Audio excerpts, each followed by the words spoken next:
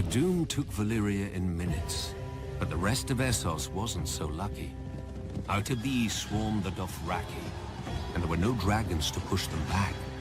The Dothraki tide slammed first into the Sarnori, who called themselves the Tall Men, and whose ancient kingdom dominated the grasslands of Essos. The Tall Men at first scorned the Horse Lords as uncivilized barbarians, which they were. But Khal Mengo had united all of them into one Khalasar with one aim: to trample the world beneath their hooves and take other peoples as their herd. One by one, the cities of the Tall Men were overwhelmed.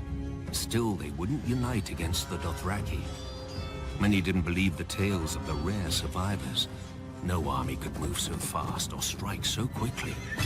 They didn't know that the Dothraki live in the saddle, and have such command over their horses that they seem to have 4 legs, not 2. Where most archers fire from foot, the Dothraki fire from horseback. Charging or retreating, it makes no matter, they are just as deadly. But the Dothraki prefer close combat, howling for blood as they ride down their enemies with their araks, and there were so many of them.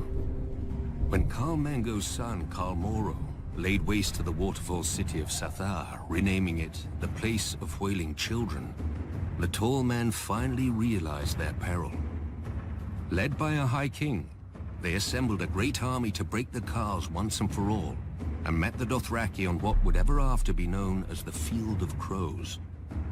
The 4 Khals commanded almost 80,000 horsemen between them.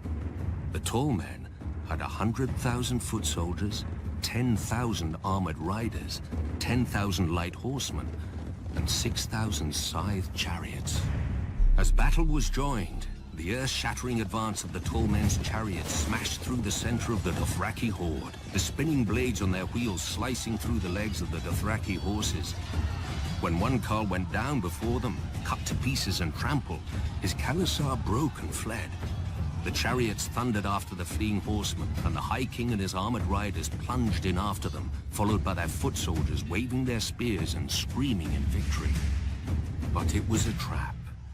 The Dothraki were not fleeing, as the Tall Men realized when the Horse Lords suddenly turned their horses and unleashed a storm of arrows.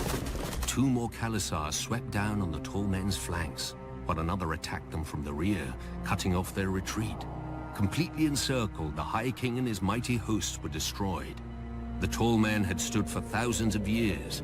Now the crows feasted on their corpses, as the Dothraki squabbled over their valuables. The common wisdom is that the Dothraki tide finally broke upon the spears of the Unsullied at Quohor, saving Essos from the Horse Lords. In truth, the days when the Dothraki could threaten the entire world had already passed. The great Khalasar forged by Khal Mengo had splintered into a dozen hordes after the death of the last great Khal, and the riders had resumed their petty feuds. The grasslands of Essos are now called the Dothraki Sea, but no more nations drown in it.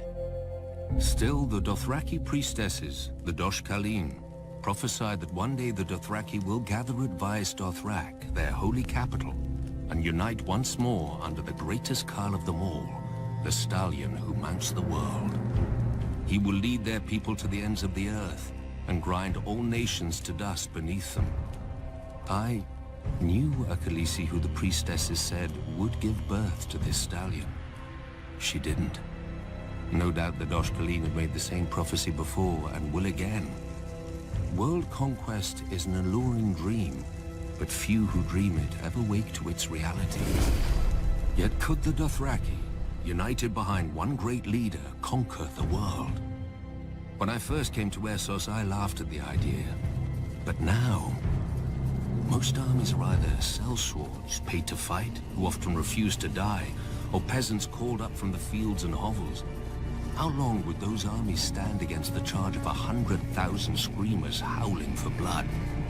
How well would boiled leather jerkins and mailed shirts protect them when the arrows fall like rain?